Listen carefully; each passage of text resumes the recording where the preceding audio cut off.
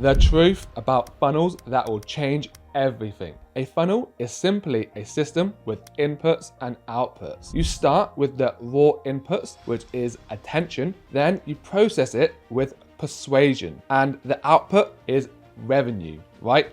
But here's the catch. It's not just about grabbing attention at the top, it's about how you get more throughput through the entire system. And how do you do that? By creating leverage. You see, as traffic costs keep rising, the businesses that will win are the ones that can get the most leverage from that same traffic. Hey, if you're new here, I'm Rashid. I'm a growth marketer with 8+ years skin in the marketing game.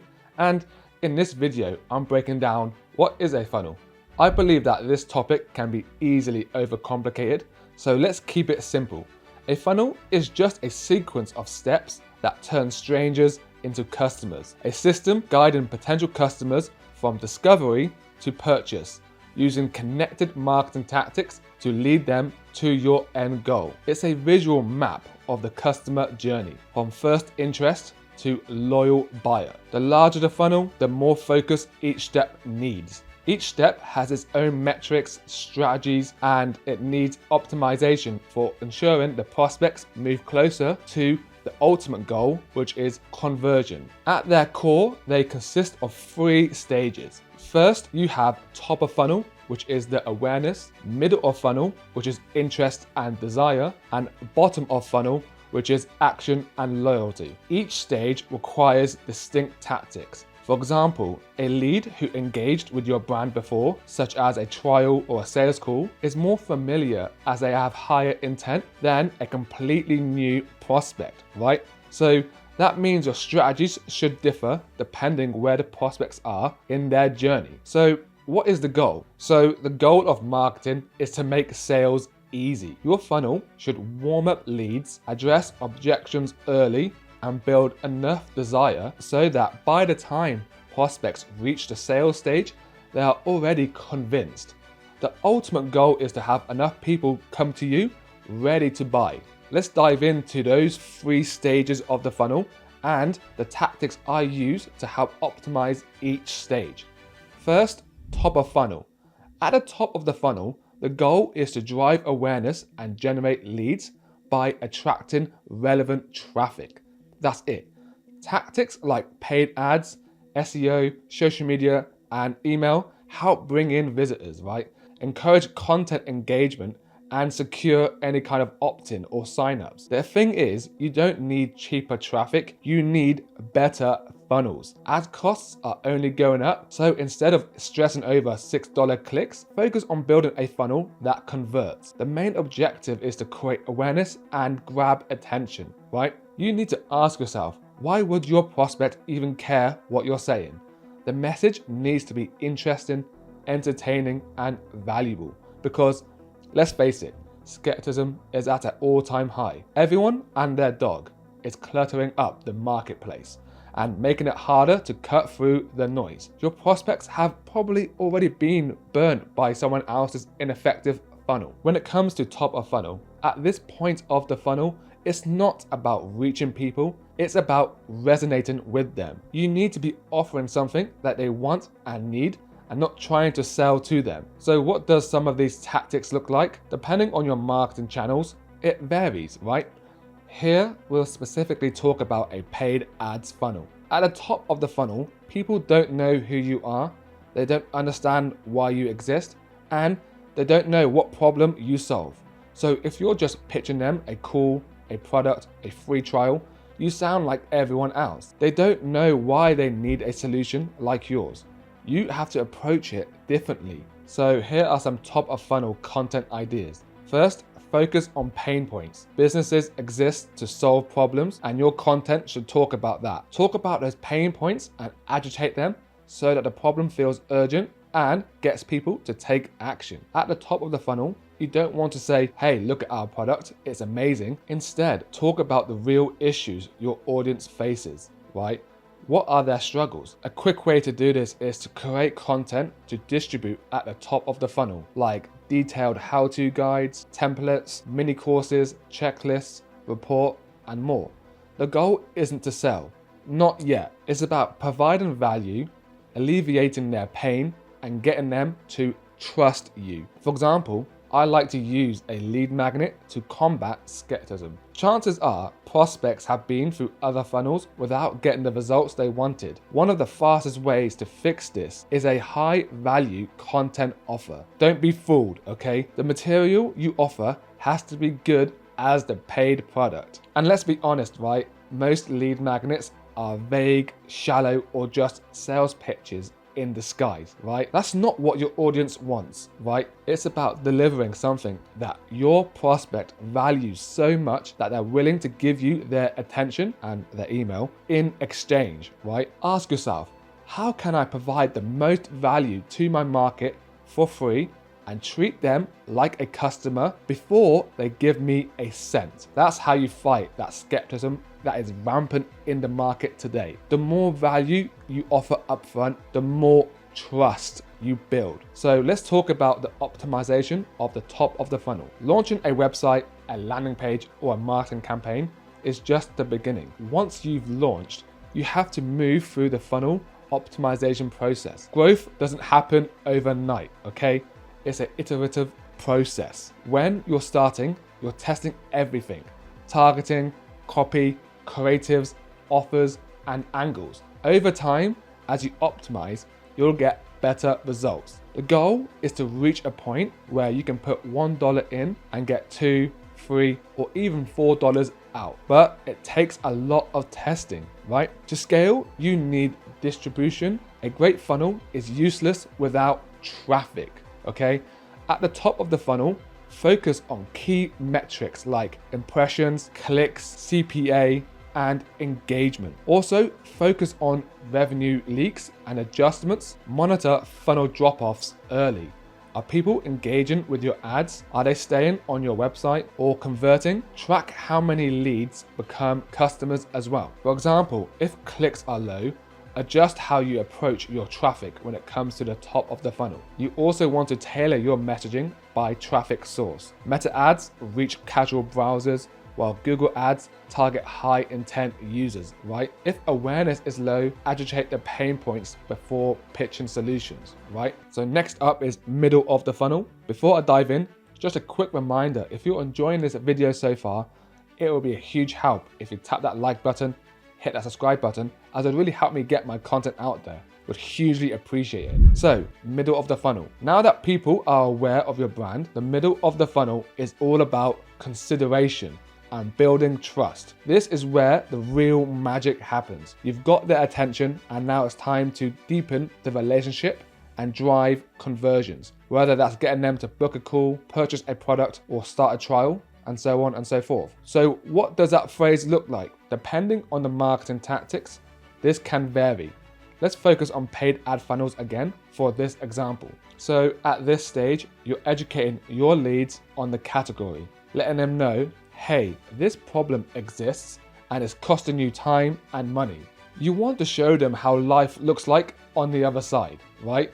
How does your solution eliminate their pain points? Sell the transformation. This is where you dive deep into the benefits, showing them social proof of people who've used your product or service and had seen success. Use stats and real-time data to back it all up. Because let's face it, in a world full of baseless claims, data-driven results are your best friend. So here are some examples to keep them in the middle of that funnel. And in most cases, your middle of the funnel content is email marketing. So you use automated follow-ups to nurture leads, keeping them engaged and guiding them closer to the conversion. Another one is live workshops and webinars. So you host live or recorded sessions where you answer common questions, showcase your expertise, and address those pain points in real time. Another big one is retargeting campaigns, right? So these are targeted ads to people who have visited your website but haven't yet converted, keeping your brand top of mind and that omnipresence, right? Key word here on retargeting ads is omnipresence. You want different variations of retargeting ads. Next is case studies and testimonials. So social proof is essential. Show real stories from customers who've benefited from your solution. And another way is lead magnets. Offer more resources if they haven't opted in yet. ebooks, templates, or guides. This keeps them moving down the funnel. At this stage, basically, like I said, your job is to nurture, continuously engage with valuable content, demonstrating your authority and expertise. This is where you agitate their pain points and emphasize how your product is the solution. If your prospects aren't converting, it's often because the desire for your solution hasn't been built up enough. It's also crucial to understand that prospects don't move through the funnel in a linear fashion. They'll often get distracted and wander off and lose focus. It typically takes hours of interaction between a cold prospect and your content to build enough rapport and trust for them to take action. You have to do this in as many mediums and modes as possible, and what worked for me mostly is email marketing and retargeting ads. So use those tactics to bring prospects back. Stick to the 80-20 ratio, 80% value, 20% soft sell. Share actionable content, hint at more to come, and let them digest it before the next interaction. Because this builds trust, lowers that skepticism barrier, and positions you as a partner. By the time you pitch, they are already comfortable and ready. And what happens after that? Sales calls become smoother when prospects know you're focused on solving their problems, because this strategy prioritizes education over promotion, warming up traffic and email lists into engaged leads. So let's quickly talk about optimizing your middle of the funnel. So to optimize, consider tracking these metrics. First is traffic. Are clicks converting to visits? Slow load times or poor UX can cause drop-offs. Next is leads. Monitor opt-in and bounce rates. Low opt-ins or high bounce rates signals issues with messaging or landing pages. You also want to look at session length. Longer sessions indicate higher intent and better conversion chances. And also figure out lead scoring. Score leads based on behaviors like email opens and page views to prioritize high intent prospects. Another important metric is engagement. Track the CTR on CTAs and email interactions, opens, clicks, replies to gauge lead interest. Also, another one is content interaction. See how many leads engage with your content to refine your offerings. And lastly, conversion path. Analyze lead movement through your site to identify and fix drop-off points. Now, next up is bottom of the funnel. The bottom of the funnel is where prospects are ready to make a decision. They've engaged with your product and or service, and now it's time for them to convert into paying customers. At the bottom of the funnel, they are reevaluating solutions. Your job is to show them how your product or service solves their pain points and provides value, right? At every stage of the funnel, you have to keep reiterating that, okay? Focus on making the conversion process smooth and straightforward. So here are some examples of what bottom of the funnel looks like. Tailored offers, so create exclusive deals to drive immediate action. Sales calls, so tackle objections and emphasize key benefits that resonates with their needs. Competitive analysis, so compare and contrast. Clearly show how your product outshines alternatives out there. Another example is ROI calculators and risk reversals. So illustrate the measurable value your product or service brings to their business. And another example is urgency triggers. Drive fast decisions with limited time offers that spark urgency. And one last example is post-action engagement. Keep momentum with personalized follow-ups and additional resources. So at this point, really, you have earned their trust. Now make the decision easy and the offer irresistible. And with this stage, here are some key metrics to track. Obviously, there is conversion rate. How many become customers? Another metric to track is bookings made. How many have scheduled calls? The next metric I would say is show up rate. How many calls actually happen? And if you're selling a product, the abandonment rate. How many drop-offs at the checkout process? So bottom of the funnel is all about easing the final decision, reinforcing trust, and pushing for one last nudge to convert. Your job at bottom of the funnel is to make the decision process easy. They've already invested time in your product, and now it's about delivering that final nudge to make the sale. Keep offering clear solutions, use social proof to build that trust, and provide value throughout the journey. So with that said, that's what a funnel is, those are the stages, and that's how you optimize it. Here are some tools I like to use. So I use Framer for building websites and landing pages. It's a low-code builder that makes the process almost effortless. I actually moved on from Webflow to Framer because it's easier to use and allows me to focus on creating and testing high-converting designs rather than wrestling with Webflow's complex setups. To be honest, both tools are great since they don't require a developer and the page speed is already optimized for you. I like to use ChatGPT for copywriting and copy variations when I need fresh ideas. I use it to brainstorm different headlines, body copy, and call to actions, as well as email copy as well. I use the Hemingway app to make sure my copy is readable. It highlights areas that are hard to understand or complex because consumption precedes conversion. I like to use Canva and Figma for design.